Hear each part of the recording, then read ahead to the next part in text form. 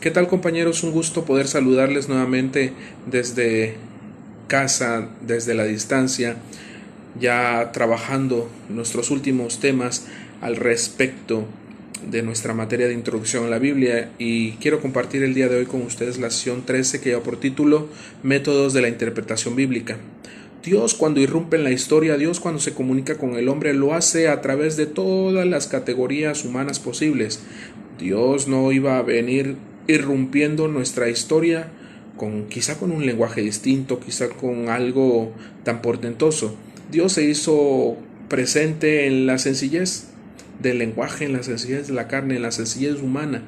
Dios, a través de esos condicionamientos de nuestros lenguajes para la interpretación de la Biblia, pues se hizo posible, se hizo patente ante nuestro encuentro por medio de la escritura humana. En ese tenor, Dios quiso equiparar su providencia y todo lo que Él es a los límites del lenguaje humano, a los límites de la autoridad humana para la escritura, para la comprensión, ¿ok? Utilizando nosotros nuestro propio método lingüístico humano, pues podemos referirnos y adaptar las experiencias y exigencias de los principios teológicos que la Biblia y la Iglesia misma interpretan de ella. Los métodos más usados en la exégesis contemporánea que nuestro manual hoy nos propone, pues son los siguientes. Es bastante denso nuestro tema del día de hoy, pero vamos a hacerlo concreto, vamos a limitar nuestra experiencia de reflexión a la metodología propuesta y las multidisciplinas que estos métodos nos pudieran proponer. El método o los dos métodos, pues ya bastante estudiados a lo largo de la interpretación bíblica, es el método histórico y el otro es el método de análisis literario. El primero habla de manera muy específica sobre los principios del método histórico, el método crítico y un método analítico. En el método histórico se perciben las etapas, las categorías del oyente y del lector, esas etapas que son propias de la historicidad. En el método crítico, cómo los criterios científicos nos pueden ser posibles para ser accesible al lector el sentido del texto. Y el método analítico es la que nos permite captar, mediante la razón, un juicio de valor, el análisis y el contenido de la revelación. Por otra parte, en la descripción, las descripciones son 7 descripciones que se nos hacen respecto a esta crítica, ¿ok?, posible de la interpretación. La crítica textual, que se apoya del testimonio de los manuscritos. El análisis lingüístico, que es determinar todas las características gramaticales y el significado literal de las palabras. La crítica literaria, el esfuerzo por discernir del comienzo y el final y toda la unidad textual que ahí se ve, toda la coherencia que los textos exponen, ¿va? La crítica de las tradiciones, como a través de ello saber y conocer que ya antes de una tradición escrita existía una tradición oral, y en ella también hay que rescatar la fuente de inspiración que la Biblia comunica, el grupo transmisor hacía. La crítica a los géneros literarios que abordamos en la sesión 11, es importante ya tener en cuenta que hay una consideración bastante amplia en torno a géneros literarios. La crítica de la redacción en torno a qué papel desempeña la redacción final, la redacción última del lector, la redacción última de quien escribe, del oyente, porque para que yo escribiera un texto debe haber escuchado a alguien y ese alguien a otro alguien, y la tradición oral fue siempre viva y eficaz en torno a comunicar lo que aquí ya estaba ahora descrito. Y finalmente la crítica histórica, que precisa el alcance mismo de la historia en el sentido moderno de la expresión. Ante ello viene el segundo método, ¿okay? El método de análisis literario. Este método de análisis literario es propuesto en tres vertientes, en tres modalidades: en la modalidad retórica, en la modalidad narrativa y en la última, que es la modalidad semiótica. ¿Va? En el primer análisis que se hace al respecto, en el primer análisis contextual, ¿va?, es el análisis retórico. La retórica es una forma de arte, de un discurso de persuasión, de un discurso argumentativo y convincente. La retórica era muy bien utilizada por los demagogos griegos y los demagogos de la cultura latina, del imperio latino. Entonces, la retórica era un discurso de persuasión. Evidentemente, como demagogos, es evidente que la retórica, pues hoy por hoy, cuando hablamos de retórica, dicen, es un discurso persuasivo, es mentira. No, la persuasión no siempre nos va a llevar a la mentira, la persuasión nos debe llevar al convencimiento por medio del argumento razonable, ¿ok? Por medio de una argumentación verdadera y no de falacia para alcanzar un objetivo. Si tú, mediante la retórica y partiendo de principios negativos, quieres hilvanar argumento y convencer a tu audiencia, porque esa es una finalidad del discurso retórico, pues vas a decir una sarta de mentiras. Y no estamos lejos del reino de los cielos. Nuestros actuales gobiernos, ¿cuánto no usan la retórica para poder inspirarse y para poder transmitir y captar por medio del argumento un fin? Al final de cuentas, sabemos que esa retórica barata que los pseudopolíticos que tenemos muy cerca, pues evidentemente no es tan convincente y nos pierde. Bueno, en ese orden de ideas, pues la retórica también se vislumbra en la Biblia, y no como un argumento para decir, es mentira. No, si dijimos que la retórica sirve para mostrar argumentos, para evidenciar comportamiento persuasivo, pues es evidente que esa persuasión que la Biblia, por medio de este análisis retórico, lo que quiere comunicar es influir en el auditorio. ¿Cómo le llega a la audiencia, a quien escucha esta palabra, esta reflexión? La otra parte es el análisis narrativo. Hay que ser muy claros al respecto. Análisis narrativo y reflexión teológica son totalmente distintos. Uno estudia la historia para implicar al lector en el mundo del relato. La narración nos implica en el relato y nos vamos metiendo en el cuento, o en el caso de la Biblia, en el texto, y vamos casi asumiéndolo, y algunos otros hasta se ven en el texto. Ok, eso es la parte narrativa, pero la reflexión teológica nos ayuda, por medio de la naturaleza de este relato, a adherirnos a la fe. Ok, considera más para la adhesión de la fe. Entonces, la forma literaria de la narrativa es para comprender el mensaje bíblico contenido en el relato, cómo se comunican las personas, las características, contexto y todo lo que refiere a esa parte bíblica. Por otra parte, el análisis semiótico. El análisis de la semiótica ya son más de principios del lenguaje, de la lingüística, ¿ok? Ya son más aspectos más orientados a la lingüística. La semiótica muy inicialmente pues tenía el nombre del estructuralismo, ¿ok? El estructuralismo considera a la lengua como un sistema de relación que obedece a tres principios muy categóricos propios de la semiótica: principio de inmanencia, de la estructura del sentido y de la gramática del texto. Este principio de la inmanencia dice que cada sistema tiene un significado. El de la estructura, en el sentido no existe sino por la relación, ¿va? Y esta relación es especialmente de diferencia. ¿A qué viene esto? 1 no es igual a 2. Para que exista 2 tiene que ser 1 más 1. Entonces, la relación de diferencia de entre 1 y 2, pues evidentemente es la suma de 1 más 1.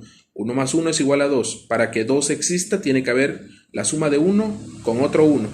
Para que 3 exista, debe haber la suma de 1 más 2 o de 1 más 1 más 1. Entonces, esta relación de diferencia da el principio de la estructura para el sentido. Para que algo tenga sentido, debe de haber una lógica. El principio de la gramática del texto dice: cada texto respecto de ciertos números, reglas y estructuras. ¿Okay? En un discurso hay ciertos niveles y en esos niveles hay cierta estructura gramatical.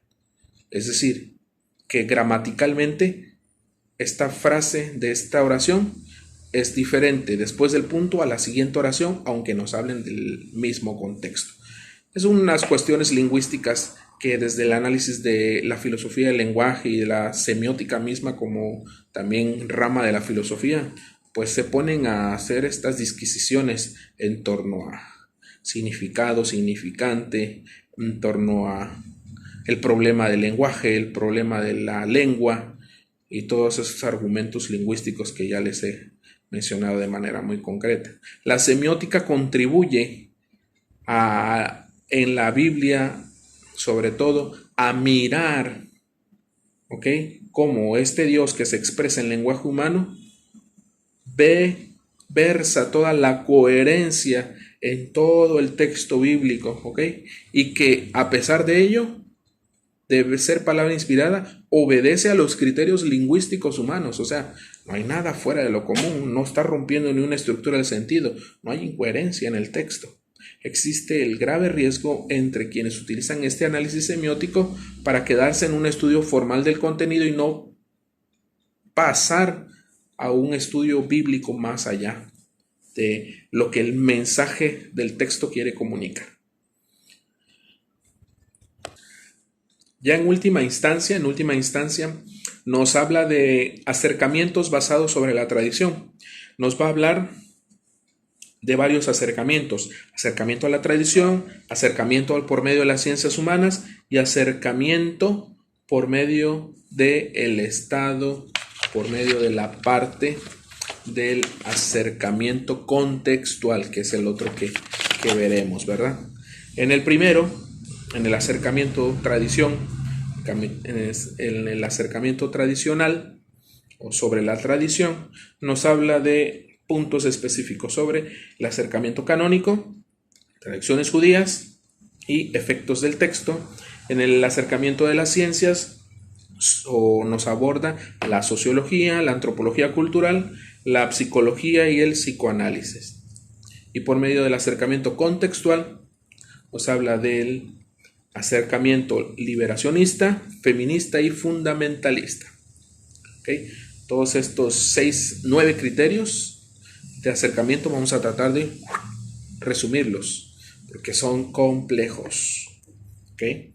En el primero, el canónico, nos aborda sobre todo la parte de mirar a la iglesia como la autoridad para poder ejercitar el servicio de la comunidad y en torno a la comunidad tal que se lee el contexto adecuado de la interpretación canónica de los textos. ¿Okay? En esa autoridad de la iglesia es que repercute la interpretación.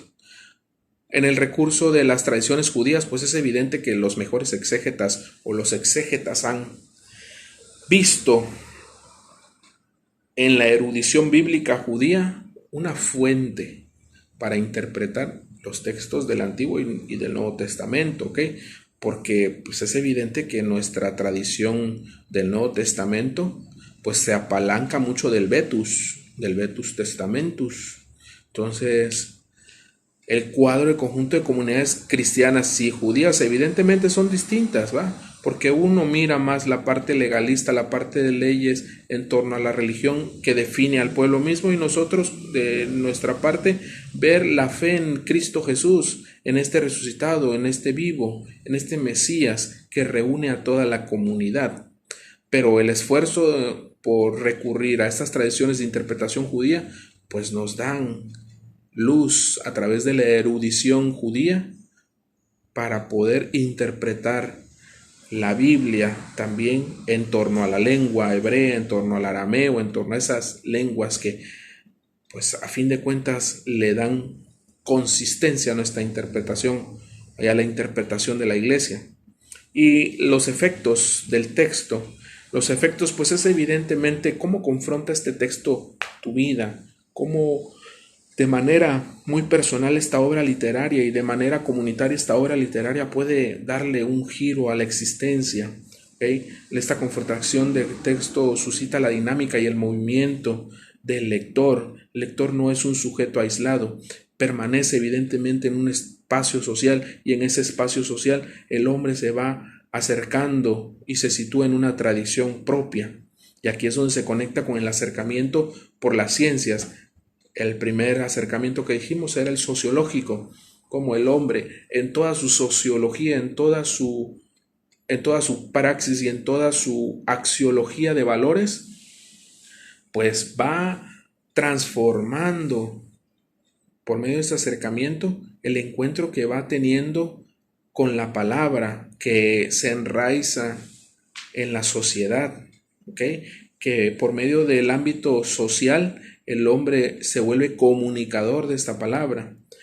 Por otra parte, desde la vista de la antropología cultural define nuestras distinciones sociales entre pueblos, entre razas, y a pesar de esas distinciones, creamos un esquema de valores propios de nuestra sociedad.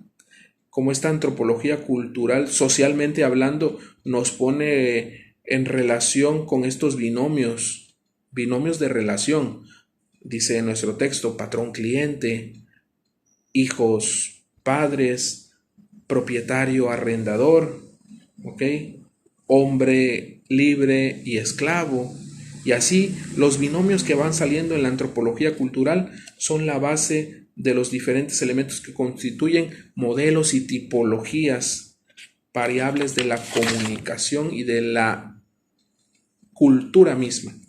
Desde el ámbito de la psicología y del psicoanálisis, pues es importante saber que la psicología y el psicoanálisis han aportado mucho a la exégesis bíblica, ya que por medio de estas dos ciencias podemos nosotros mirar en la escritura, en la palabra de Dios, cómo esas experiencias que ahí se gestan, ahí se enuncian, pues son experiencias de vida, marcan el comportamiento humano, ¿verdad?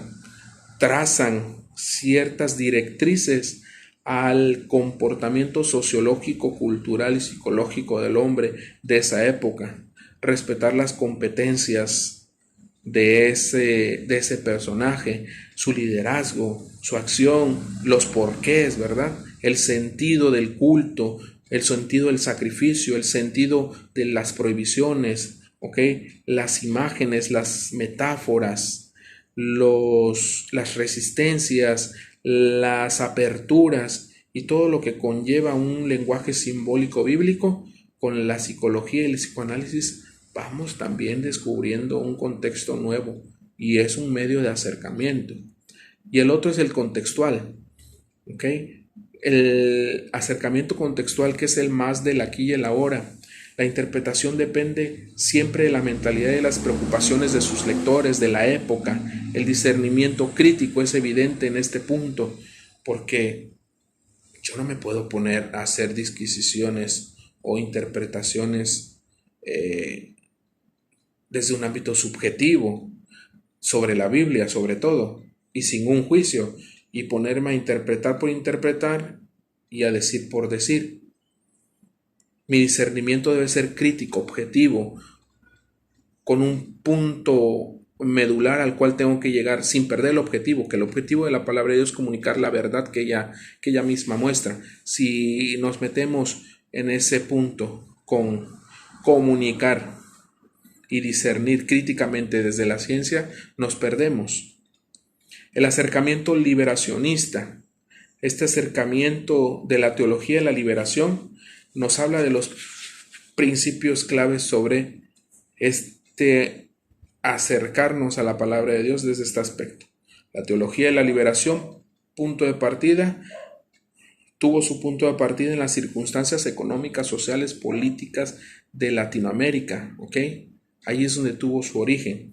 Y los principios cuales ellos se apalancaron muy propiamente fueron: Dios está presente en la historia de su pueblo para salvarlo. Eso no lo dudó la teología de la liberación. Otro punto que esgrimieron ellos es que la exégesis debe tomar parte de los pobres y comprometerse en el combate por la liberación de los oprimidos. Y por último, en este combate se permite precisar, ¿ok?, cómo los sentidos nos descubren. No solamente eso, sino que cuando los textos bíblicos son leídos en un contexto de solidaridad efectiva con los oprimidos. ¿Vale? Entonces, la verdadera exégesis, dice la Iglesia, y la reflexión nos lo pone así: no debe tener un sentido unilateral, sino debe ser un sentido universal. Debe de llevarnos a crecer desde la óptica del compromiso personal hacia la universalidad. El compromiso social y político no es tarea principal y directa de la exégesis. El acercamiento feminista. Pues las nuevas tendencias hoy por hoy hablan de la liberación de la mujer en torno a muchos ámbitos sociales, políticos y culturales. De estas formas se distinguen tres particulares desde la hermenéutica bíblica feminista. Se asustarán. ¿Hay hermenéutica bíblica feminista? Sí. Pero hay que tener en cuenta la radicalidad o la objetividad de esa hermenéutica. Y nos propone tres: la forma radical, la forma neo-ortodoxa y la forma crítica. La primera, conocida como androcéntrica, es rechazar por completo la autoridad del hombre. ¿Ok? Rechazar por completo que la Biblia ha sido producida por varones. Ya la primera, pues de ahí partimos que ya está mal. Ya no hay que discutir a ese respecto, ¿eh? Es lo que hemos visto hoy por hoy. Este pseudo argumento de ir en contra del patriarcado y esas cosas que ellas tanto esgrimen. Son posturas respetables, pero a final de cuentas, rechazar en ese orden que la producción bíblica fue hecha por varones, pues es descartar también una cultura, porque a fin de cuentas la Biblia está contextualizada en una cultura y es una cultura judía, ¿ok?, propia de su cultura, pero es cultura a fin de cuentas. 2. La forma neortodoxa está orientada a adoptar para poner en claro lo que hay en la Biblia a favor de la liberación y de sus derechos, y que si no hay a favor y que hay en contra, y es como que nuevo y no a la vez, ¿ok? Y por último, la forma crítica usa una metodología sutil y procura redescubrir la misión y el papel de la mujer en el movimiento de Jesús, ¿ok? Y en esas iglesias paulinas en contra del patriarcalismo y el androcentrismo prevalente. ¿Vale? El primero es un criterio muy feminista y el segundo es un criterio muy sociológico, ¿ok?, en torno a, como decíamos hace rato, si el primero es muy feminista, pues descarta toda posibilidad de incluir al hombre. Y si es muy sociológico, pues vamos a ponernos en una dirección unilateral, como dice la teología de la liberación: vamos a luchar por los pobres, vamos a luchar por la liberación de los oprimidos, vámonos al combate, a la revolución, para desestabilizar el contexto de la solidaridad de los oprimidos. Y no va por esa parte. Dice la exégesis: no aborda el compromiso social y político como una tarea propia de lo que lees. La exégesis mira más allá de la praxis, ¿ok? La praxis. Por último, nos dice que el objetivo de la interpretación bíblica estriba en el alcance del sentido auténtico del espíritu y el texto sagrado. siendo siempre fiel al original, sin violentar los textos para acomodarlos a una lectura propia y un enfoque parcial de la moda, un enfoque que evidentemente pueda perder el sentido último de la escritura. ¿Ok? Una moda que determina solo el momento, que responde al momento, que da una respuesta propia a lo que quiere darse a entender en el aquí y el ahora y listo. Por último punto, vamos a abordar la lectura fundamentalista. Esta es compleja, muy compleja. Cuando la leía yo, ¿cómo podemos llegar a ser tan fundamentalistas, a ser tan cerrados? Y pensaba yo en mis hermanos protestantes, digo, sin señalar a denominaciones tan específicas que quizás se vengan a la mente de cada uno de ustedes, pero ser tan fundamentalistas, tan enclaustrados en este punto y que así es, que así tiene que ser y la letra tiene que cumplirse, pues evidentemente nos puede perder, nos puede llevar a otro horizonte, ¿ok? Nos puede sesgar mucho nuestra relación humana, inclusive familiar. ¿Cuántos familiares o cuántas familias no hemos visto romperse desde sus entrañas tan profundas por ser unos católicos, otros protestantes, yo fundamentalistas y yo excesivamente liberalista, u otros conservadores, en fin, como por a veces por la religión hemos hasta quebrantado estructuras familiares, ¿ok? La mamá es católica, un hijo es protestante, un hijo es ateo, un hijo es mormón, un hijo es de diferente denominación. Entonces, la lectura fundamentalista parte de un principio de que debe ser leída la Biblia e interpretada literalmente en sus detalles, y ese es un problema. Ya desde ahí partimos con un principio no tan grato. La interpretación literal excluye todo esfuerzo que tenga crecimiento histórico y desarrollo, como ya hemos visto. El problema es que rechazan el carácter histórico de la revelación bíblica, ¿ok? Rehúye a la relación estrecha de lo divino con lo humano, rechaza admitir la palabra de Dios inspirada que ha sido expresada en lenguaje humano. Tienden a trasladar el texto bíblico a una interpretación al campo subjetivo. Tienden a tratar el texto bíblico como si se hubiera sido dictado palabra por palabra por ese espíritu, sin la comprensión de la interpretación de la escritura humana.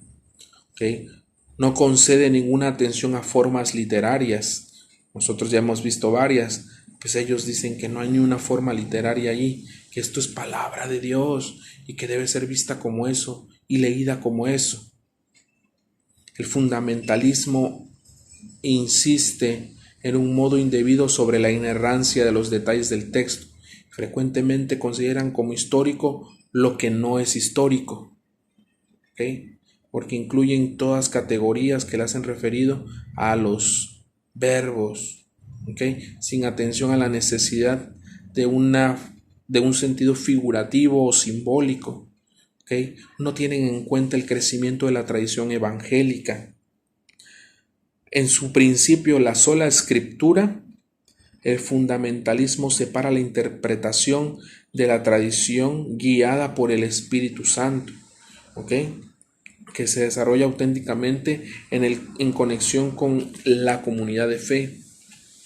Por tal razón, el fundamentalismo es doloroso decirlo, pero tiene uno que saberlo. El fundamentalismo es frecuentemente antieclesial.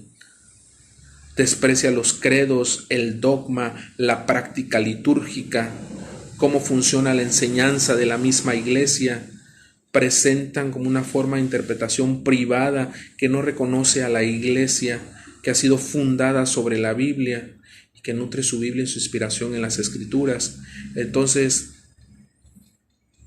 vemos cómo ellos nos señalan, es que ustedes hacen esto y pero no hay ni una fundamentación, porque desprecian nuestro credo, nuestro dogma, nuestras prácticas litúrgicas, y todavía, sobre todo, se atreven a señalar de que lo que hacemos es incorrecto, pero todo es porque ofrecen una certeza falsa, que confunden inconscientemente las limitaciones humanas del mensaje bíblico con la sustancia divina. El acercamiento fundamentalista es peligroso, porque sucede que las personas que buscan respuestas bíblicas a problemas vitales los agazapan engañándoles, ofreciéndoles posibilidades ilusorias de ciertas respuestas. Y hemos escuchado a muchos hermanos que dicen, es que yo encontré en esa religión, yo encontré la verdad. ¿Qué verdad? ¿La verdad que solo tú querías escuchar? ¿Correcto? La verdad que solo tú querías escuchar. Tu verdad. ¿Ok? Y te ofrecen una interpretación piadosísima acerca del problema, y la Biblia no contiene necesariamente una respuesta inmediata a los problemas de cada uno de nosotros. No es una bola mágica la Biblia. La Biblia es palabra de Dios, y si la leemos para resolver problemas, pues mejor los invitamos a ir con psicólogos para que puedan ellos abordar sus problemas o asumirlos. ¿Cuántos hermanos nuestros no hemos escuchado decir esa frase? Es que yo cuando estaba en la iglesia católica era un borracho y ahora ya no tomo. Qué bueno que ya no tomas, pero ¿cuál fue el precio que tuviste que pagar en esa confesión para poder decir, es que con ustedes sí tomaba y ahora con ellos no? ¿Qué hubo? Un desconocimiento propio de quien se fue de su iglesia, y dos, un antieclesialismo de parte del fundamentalismo hacia nosotros, y señalarlos como una doctrina errada, una doctrina mala, una doctrina que no se apega a la verdadera fuente, según su principio. Entonces, pues más que ponernos a discutir con hermanos en este tenor, en este último tema, pues es abrirnos al diálogo.